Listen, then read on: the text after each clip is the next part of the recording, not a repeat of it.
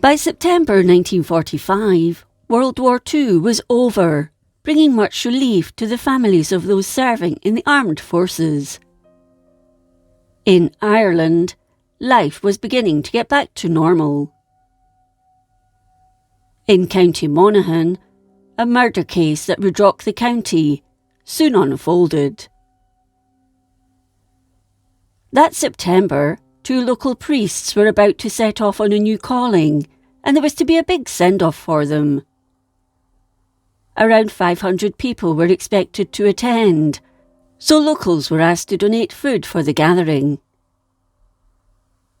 53-year-old Agnes McAdam, a spinster, lived with her brother, Patrick, and his wife, Tessie, on their farm at Derrylusk near Ballybay. It was a small farm, but everyone did their bit. Years before, Agnes had had an accident with a threshing machine and her left hand was damaged, so she always wore a glove to cover up her injury. After the incident, it was said, her demeanour changed and she became quite a nervous woman. The McAdams got on well with their neighbours, including the Finnegan family. It was a tight-knit community, and 65-year-old James, his wife Mary, and their daughter Elizabeth, known as Lily, worked their farm at Cornahoe. Lily and her friend Kathleen Coyle were put in charge of organising the farewell do for the priests, so went round the houses and asked for donations, including money, for the event. On Thursday, 13th September, the two visited the McAdam farm and asked if Agnes would bake a cake. Tessie answered the door and informed them Agnes was in bed, but that she would pass on the message. After telling Agnes what was being asked of her, she said she wouldn't be baking as the ingredients were too hard to find, so her answer was no. 4 days later, Lily and Kathleen returned and were given a £1 donation, but still didn't know that Agnes wouldn't be baking. On Saturday, 22nd September, Agnes cycled to Ballybay and bought 2 jam sandwich cakes, one from Smith's Bakery and the other from Lyons of Drogheda. Instead of dropping them off at the Finnegan farm, she continued home, then hung them in a bag in her bedroom. 6 days later, she took them to Mary Finnegan, telling her they were just out of the oven. She was still there when James and Lily returned home, but left soon afterwards, having declined to put her name to them. The family ate their dinner at 3:30, and afterwards, Finnegan suggested they could eat one of the cakes, as so many were being donated. Mary and Lily agreed, so the smaller cake was brought to the table. James cut himself a large piece and cut 2 smaller pieces for Mary and Lily. As Lily bit into it, it tasted bitter, so she spat it out. Mary noticed the bitterness too, but decided to eat it anyway. James ate the rest, apart from a small piece that fell on the floor that was quickly gobbled up by their dog. Soon after, however, the dog began to show signs of illness, shivering and foaming at the mouth. Within minutes, the poor animal lay dead. Mary too started to feel very unwell. Her arms and legs became paralysed and she went blind. Holding on to the walls, she went outside and vomited for about an hour. While sitting on a stool outside, Finnegan returned with his donkey and cart of turf, clearly unwell.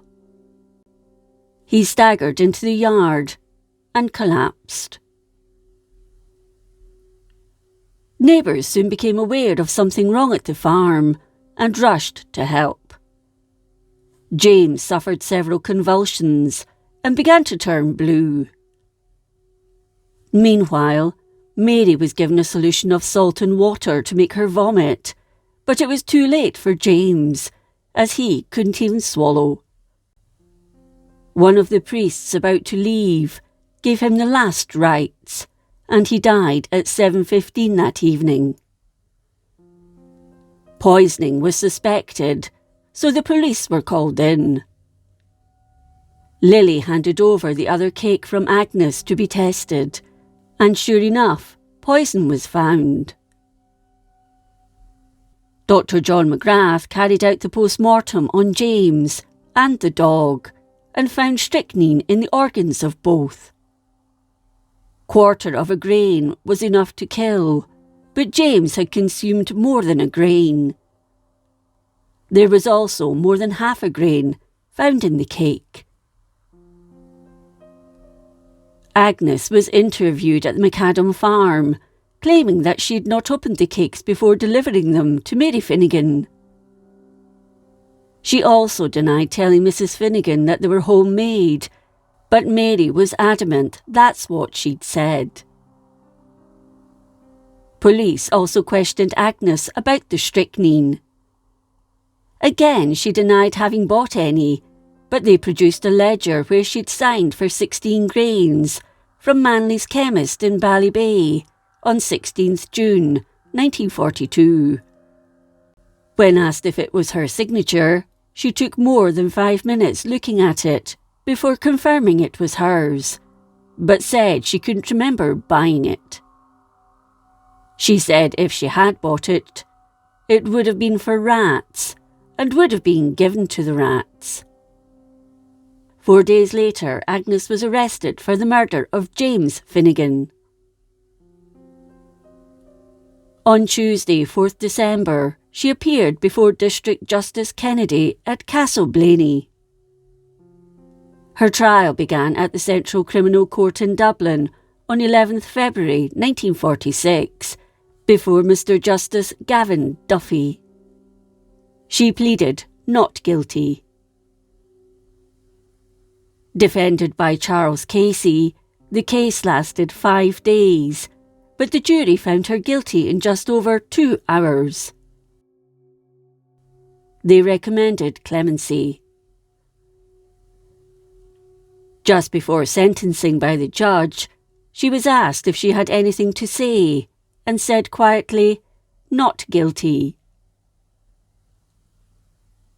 The death sentence was passed, with the date of her execution being Monday, 15th April, but this was later commuted to life imprisonment by the Eire government. She spent 3 years in jail before being released into the care of a convent in Wexford in September 1949.